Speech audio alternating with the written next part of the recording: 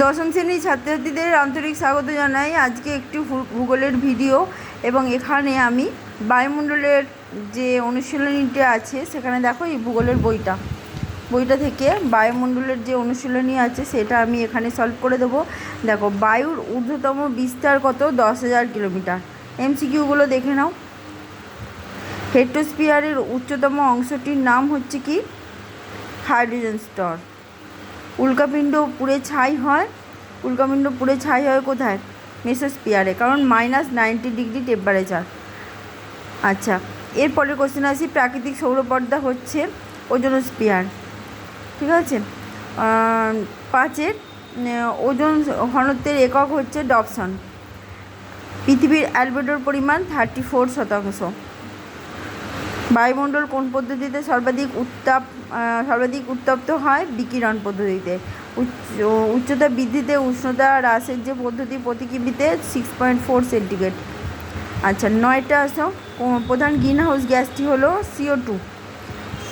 10 সমুদ্রপৃষ্ঠের গড় বায়ুচাপ হচ্ছে 1013.2 মিলিবার। এখানে বইতে আছে 1013.25 মিলিবার, যেহেতু 2 আছে, 25 নেই, এটাই হবে।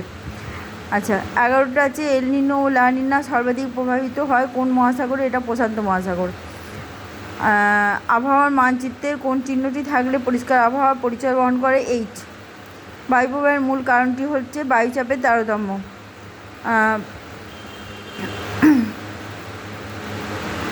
আচ্ছা, এবার হচ্ছে কোনটি বাণিজ্য বায়ু নামে পরিচিত? হচ্ছে আয়ন বায়ু। ফ্রান্সের রোন নদীর উপত্যকায় শীতল বায়ুটির নাম মিস্টাল।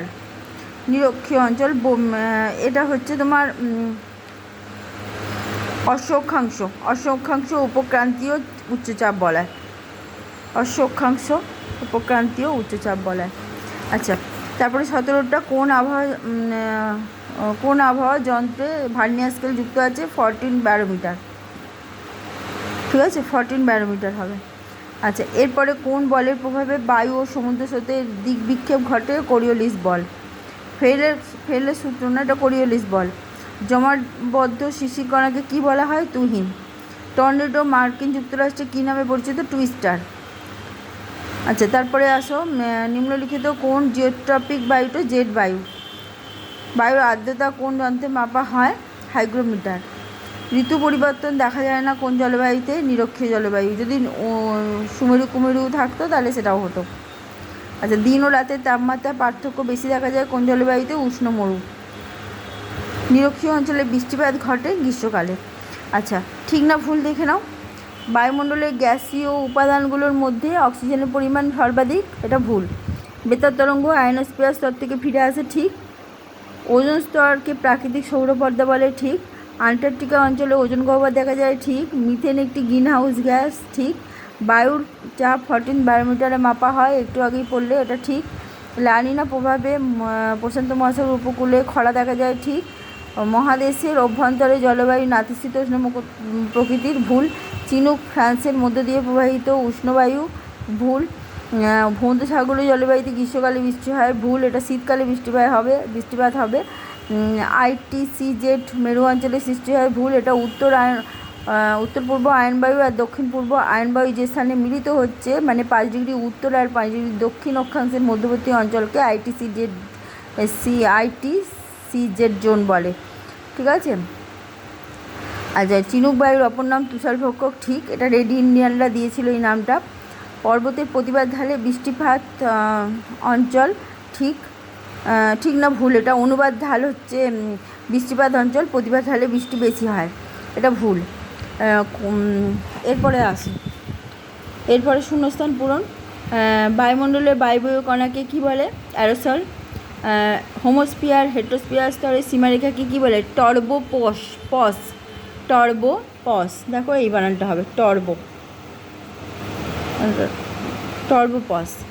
মৌক্তিক মেঘ সৃষ্টি হয় কোন স্তরে? স্ট্র্যাটোস্ফিয়ারে। ওজোন গহ্বর সৃষ্টি হচ্ছে আন্টার্কটিকায়। বায়ুমণ্ডলের উচ্চতা বৃদ্ধির সাথে সাথে উষ্ণতা বৃদ্ধি পাওয়াকে কী বলে? Normal reps rate. তাপ বিষুব রেখা সমাংশ রেখার অক্ষরেখার সমান্তরালে অবস্থান করে। বায়ুচাপের ঢাল বৃদ্ধি পেলে বায়ুর গতিবেগ কী হয়, বৃদ্ধি পায়।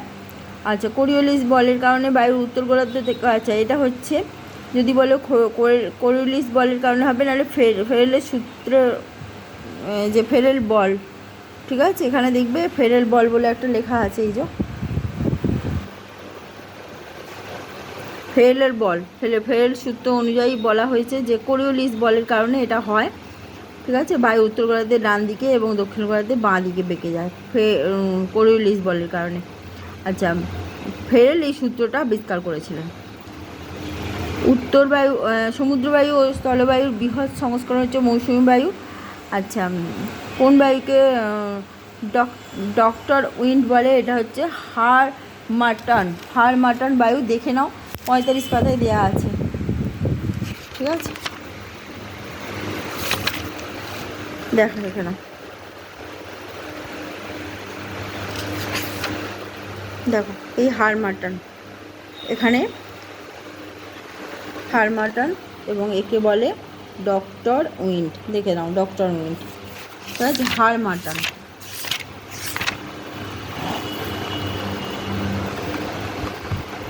আচ্ছা, এরপর হচ্ছে জলীয় বাষ্প ঘনীভূত হওয়ার সময় লিনতাপ ত্যাগ করে। বায়ুর গতিবেগ নির্ণয় করা হয় যেটা দিয়ে, সেটা হচ্ছে অ্যানিমোমিটার যন্ত্রের সাহায্যে। শীতকালে শিল্পাঞ্চলে জলীয় বাষ্প ঘনীভূত ধূলিকণার সঙ্গে মিশে তৈরি হয় ধোঁয়াশা। এর পরের কোশ্চেনটা অ্যান্সারটা তোমরা বলো, হোমওয়ার্ক রইল, যেটা 14 দাগের কোশ্চেন। এবং বিনোদনের জলবায়ু বলা হয় ভূমধ্যসাগরীয় জলবায়ুকে, ঠিক আছে, এটাও দেখে নিতে পারো, বইতেই দেওয়া আছে, ভূমধ্যসাগরীয় জলবায়ুকে বিনোদনের জলবায়ু বলে, ঠিক আছে, দেখে নাও।